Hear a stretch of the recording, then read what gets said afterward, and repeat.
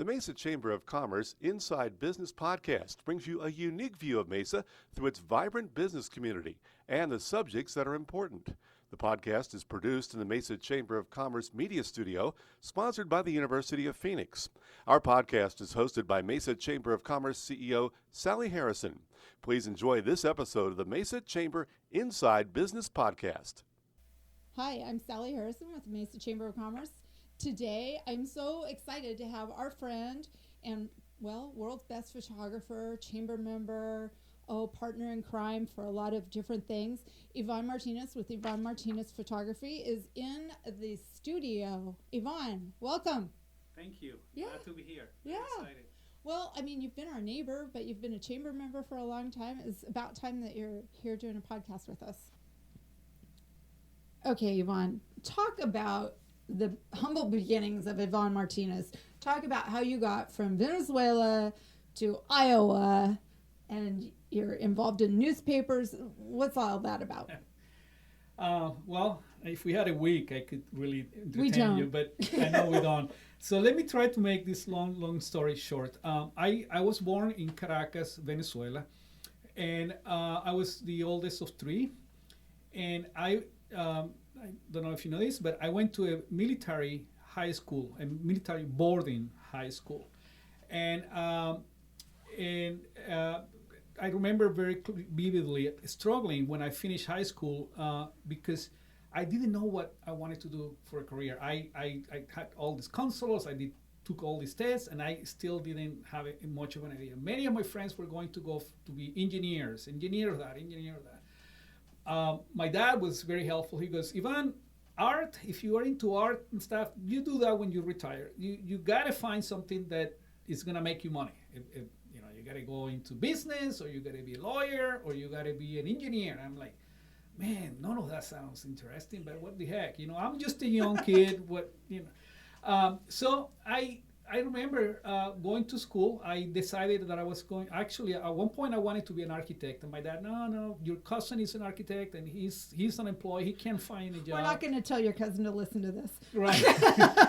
So I end up picking industrial engineering. And part of it is because I found that there was, you had to do some technical drawing and there was a little bit of creativity involved. I have no idea what an industrial engineer does today, but all I know is that I spent a semester and a half in the university, and I pretty much just completely flunked it. I tried my best, but descriptive geometry, physics, and chemistry, and no, that wasn't for me.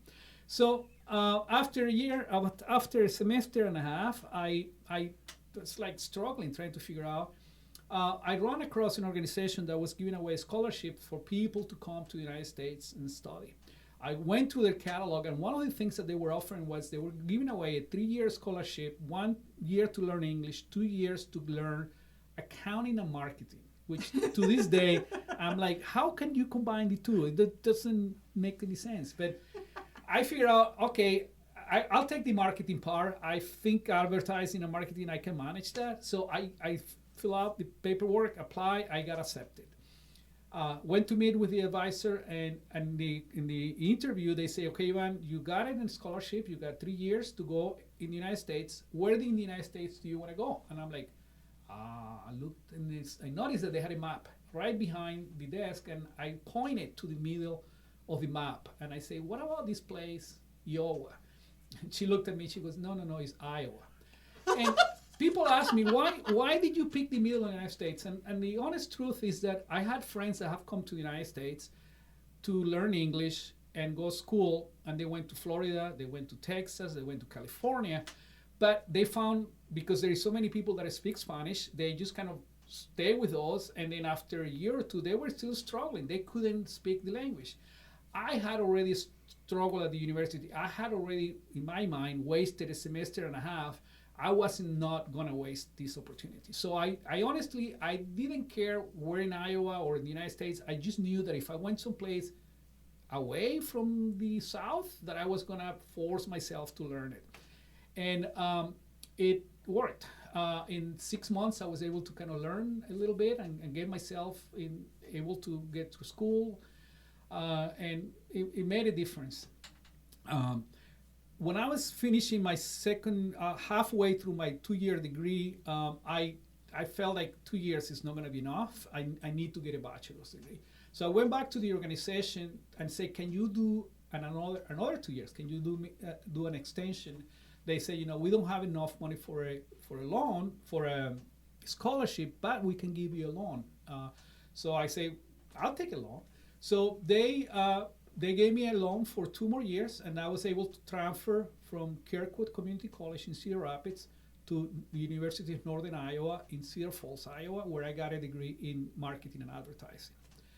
So did that. Part of the agreement was once I got a degree, I had to go back to Venezuela and work there for at least 2 years as a payback for the investment that they put on me. So I went and then I worked for the American Express company as the supervisor of the marketing department. 24-year-old kid running commercials and stuff. So it was fun and it was interesting. That's awesome. Yes. Very cool. Yeah. Photography. So talk about how you went from newspaper work to photography. Photography was always in my bag, and it was. I had a camera with me everywhere I went on vacation. I was always taking pictures. I don't know. I can't explain why, but it was something that really stuck with me. When I took classes at the community college in Cedar Rapids, every single elective that I could get my hands on was a photography class. I took photography black and white 1, black and white 2, advanced photography, color photography. Until my business teacher said, you gotta work in business. This is what you're in school for. So it took a pause, and eventually, it started again back in 2008 when I decided at that point, now that I'm on my own, I'm gonna try to make a business out of it, try to figure it out, and so I started, and this is the kind of an interesting connection to the Yakima Chamber, the Mesa Chamber of Commerce, and that is when I started the business, one of the things that I thought is, just like anybody that is starting the business, you ask yourself, what are the things that I'm good at? What are the skills that I have that I can make myself different than anybody else? Sure. And I thought, I spent 22 years creating products, doing marketing, sales, and so I understand that business. I understand that part. So maybe creating a photography business to serve a small and medium-sized business might be the way to go. If I wanted to do that, where can I connect? Where can I build a network of business? Wow, the Chamber of Commerce might be the one to try it.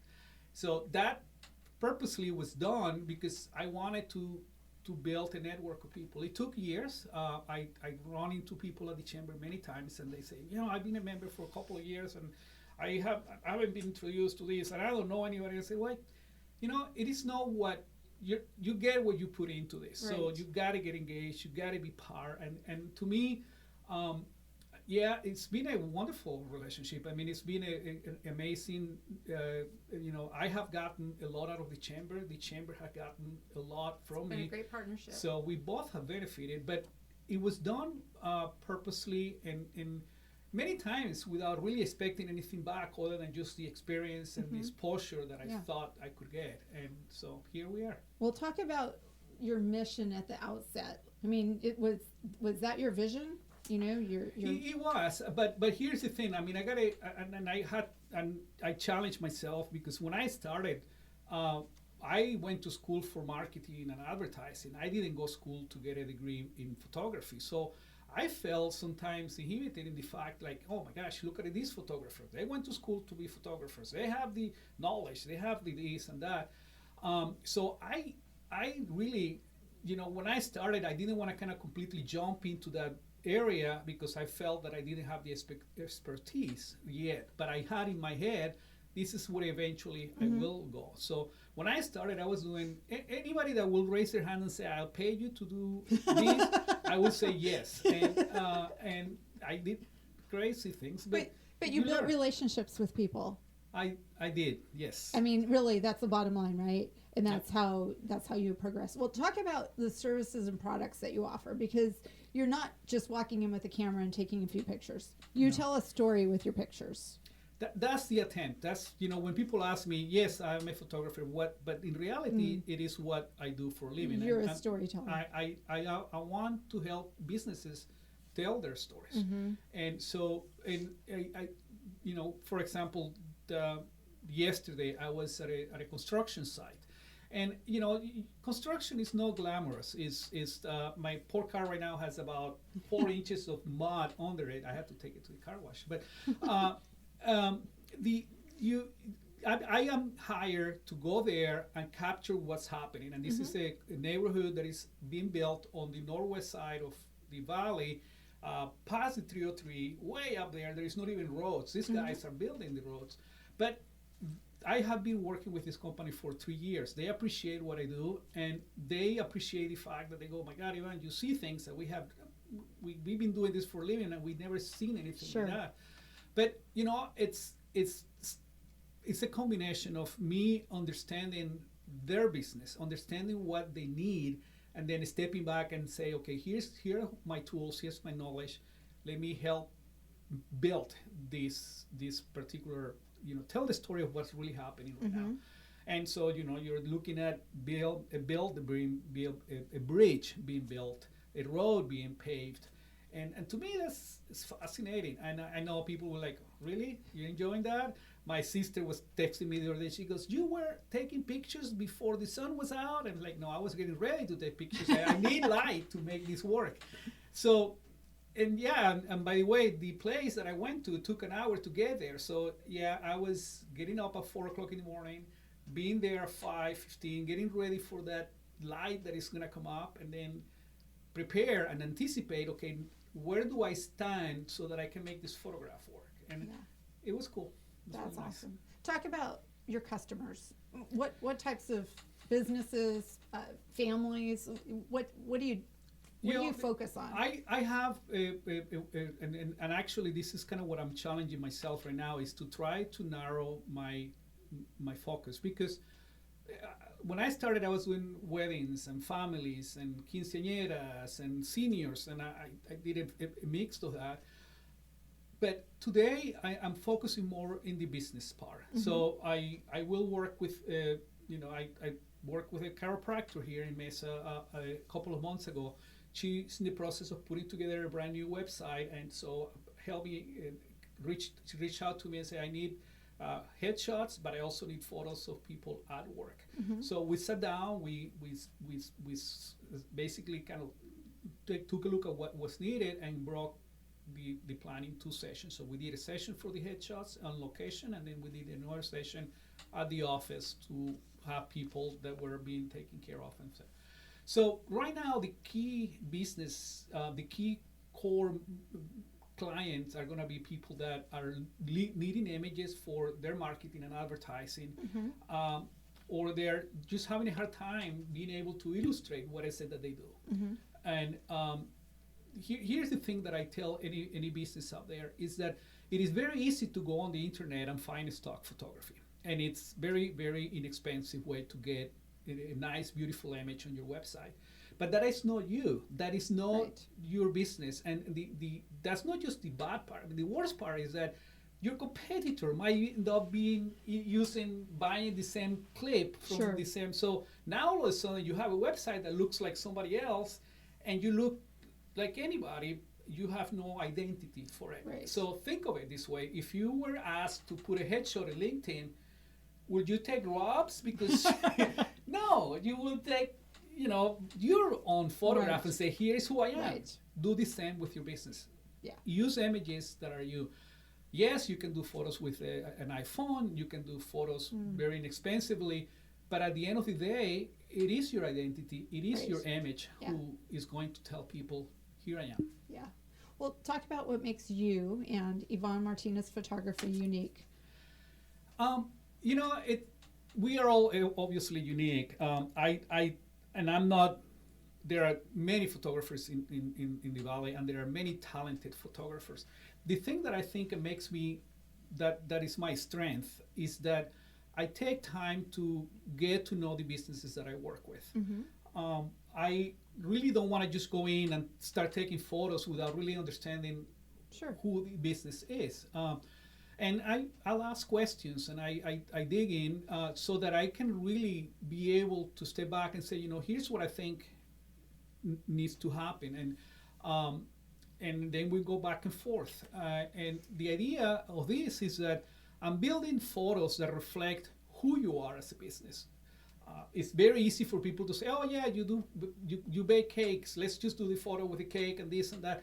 But you might have a different process that somebody else, that nobody else does. Let's work on that. Let's find a way that makes your business stand out, and I will help you get that. That's awesome.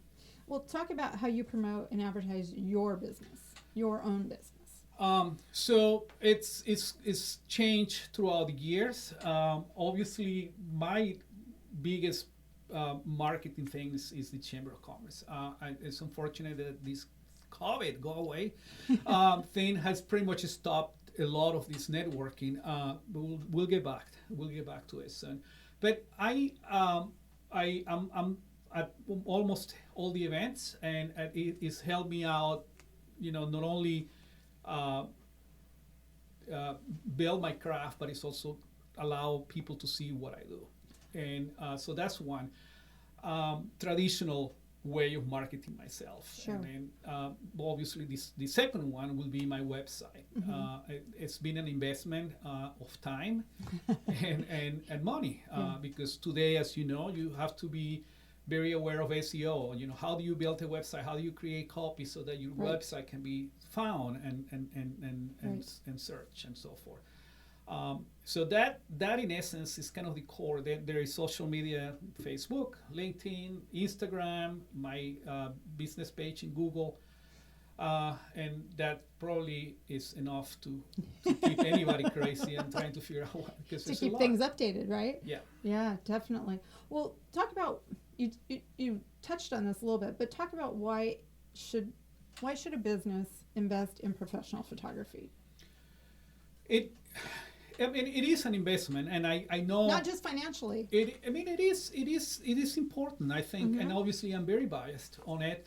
But think of it; it is your image that is going to represent you, and if you have a photographer that really knows what they're doing, and they're going to balk at having to pay very little. Part of it is any business in photography. In my case, I have rent, I have insurance, I have equipment that breaks down that needs to be repaired, hard drives that get full that you need to buy new ones. So all of that requires an investment of time. So you as a business needs to appreciate and value that.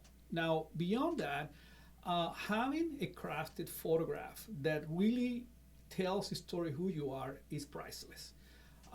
Today, more than ever, imagery and now video, which is kind of the new thing that I'm experimenting with, is important.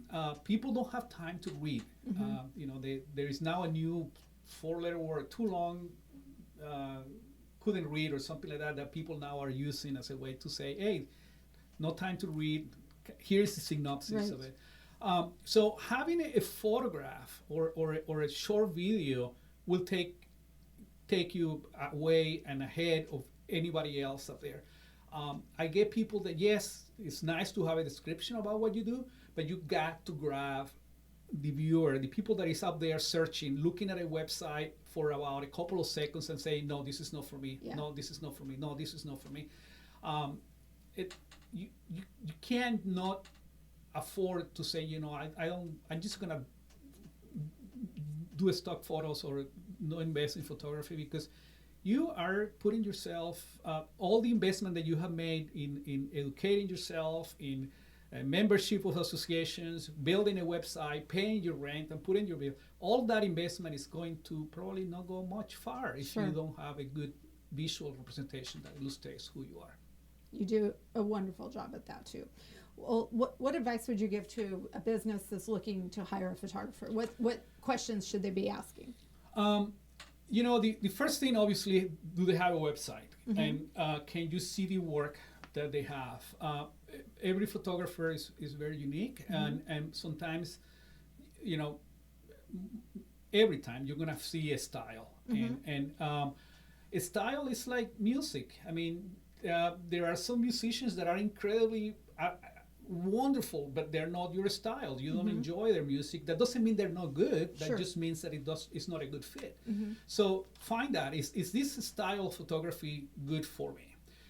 Then the next thing is you want to step back and really do as much homework before you meet with the photographer as to what kind of images do I want. And what I mean by that is a list. It doesn't have to be specific. Sure. And say, you know, I need a photo for my cover, and this is what I'm envisioning. I need a photo for, I have all these services that I offer. You know, I'm a heating and cooling organization. I offer these, I offer repairs, and I offer that. So I need photos for all these categories, all right? And then you want to ask the photographer to say, have you worked with anybody like this? It might not be heating and cooling, it might be something similar. Sure. And then ask, you know, when we do this, what is this shoot like? What does, you know, how much time do we need to make this happen? And what is the turnaround? And when will I be able to see this photograph? And when will I get him back? Sure. So that there are no, I know eventually, you know, now that we have an idea of all this, how much is it going to cost me? Sure. And so once you have that, then it's just a matter of executing and getting things taken care of. Well, as a client, you don't want any surprises, so asking the right questions ahead of time certainly is a benefit. Yeah. Well, talk about what you enjoy most about working for yourself. Being your own boss is kind of a cool deal, right? It is and it is not, because you know, my boss just doesn't give me many breaks. He's pretty demanding, actually. I'm working much many hours than I ever did when I worked in corporate, but I am enjoying it. And I think makes a difference. You know, there is the cliche, when you love what you do, you never work a day in your life. And I, you know, I feel very, very fortunate to be on this position. It took a long time to get here, and unbeknownst to me, when I was working for the newspapers, I was training to be a good photographer because I was doing sales, I was doing marketing. I have a lot of friends, and I have met many photographers that they love photography, they enjoy the craft, but they don't want to go out there and sell. They figure out that if they just build a website, people are going to find them, and then they're going to be just making all kinds of money. And that doesn't happen. That doesn't happen with anybody. Yeah. I mean, even if you're gifted and you have incredible talent, you have to really kind of work hard and make it happen. So. Yeah. Well, so one last question, I guess. What kind of advice would you give somebody that's looking to start out, getting their own business? So the thing that really, to me, it's it's this: find something, put money aside, and ask yourself, regardless of how much money I'm gonna make, what is something that I really, really enjoy doing? And then find that thing that really allows you to say, you know what, I really look forward to Monday. I get a kick when people say, hey, thank God it's Friday. I'm like, it doesn't matter. I mean, to me, it's just you know, Monday, Friday, it doesn't matter if I'm working on Saturday or Sunday. As long as you're enjoying what you're doing, right? Right. So find that, and then make sure that when you make a decision, that you're making it because you really care and you're engaged with it. The worst mistake that we can make is that we start something because we know somebody that is doing it and is making lots of money at it. Because it's what many times happens is and this happens a lot in franchises. People get into a franchise because they know the brand and they can make a lot of money on it. And I'm not putting down franchises. I'm just saying, make sure that when you get in is because you like it, not because you're going to be making tons of money at it. Because we know lots of people that are making lots of money and they're miserable. Yeah. They are not happy at all. So find that, and then make sure that you work hard to be the best you can on whatever it is that you decide to do. I think that's great advice. And hopefully more people can be like you and go after their passion and not a paycheck. There we go. We're going to write that on the wall. Well, I mean, go after your passion, not the paycheck. You want to make money, right? So you can do things, but you need to do stuff that makes you happy and makes your heart happy, and that allows you, because I know this is important to you, to give back. Because you've been doing that since the day I met you. Yeah. that's also been important. I mean, And honestly, that's not. I purposely get involved in the community. I purposely give out the time, and if I'm making good money, I donate money, because I think the best we can do is to make sure that we make the community that we're part of better than when we started on it, right? well, yeah. So, And when you give, it comes back. it's so I'll leave you with this, because it's true. So when I started, part of the reason I needed to practice, I needed to do things, and I figured out, well, I'm not gonna go to a business and say, hey, can I just do a photo shoot? And because I don't want to be giving stuff away. Sure. So what did I do? I went out and I found nonprofits. The first one that I connected with was Big Brothers Big Sisters. I myself was a big brother for many years. I say to them, anything you guys need, I'm here to help. And interestingly enough, I got to meet Larry Fitzgerald at one event. But here's the thing that was really fascinating. The first wedding I ever made, the first wedding I ever shot that I got paid off, came from a relative that was working at Big Brothers Big Sisters. So It comes around. and I wasn't doing it because I want, I was just giving because I care for them. United Food Bank, you brought me along onto them, and we did all kinds of events and Yes. stuff, Yes. So Yeah. Well, I appreciate you coming in today. I think you and I could probably talk for another I know. 2 or 3 hours and not cover everything. We've had a great partnership with you for, what is it, since 2008. 13 yeah, years now. it's a Yeah. very long time, and it still seems like it was just yesterday that we started all these adventures. I remember you spending literally an overnight at Relay for Life, because that was Yeah. years ago, but me saying, hey, I have an idea. Could you do some shoots? And you say, well, what are the hours? And pretty soon you were popping a tent up so you could spend the night out there and Yeah. capture the entire event. And that's who you are, and that's your big heart. Yeah, it was a wonderful event. Well, Yes. thank you for everything that you do, not just for the chamber, but for the community, for our nonprofits. It's fun, and we'll have you back. And Anytime. anxious to see I'm what not you too do far next. away. No, it's been nice having you as our neighbor too. Yeah. Yeah. Thank you for the invite. I do really appreciate it, and I hate to talk about myself, but it's Well, you need just to. wonderful. Yeah, Thank you need to. No. But no, you've enabled our team to do what we do through our storytelling, because your pictures have provided us plenty of content for our website and our social media, and you name it. So it again has been a great partnership, and we'll welcome you back in the media room anytime you want. This has been a Mesa Chamber of Commerce Inside Business podcast. You can find all podcast episodes at iTunes, Spotify, or your own favorite podcast website. You can also find them online at mesachamber.org. Content of this podcast is copyright the Mesa Chamber of Commerce, unless otherwise noted.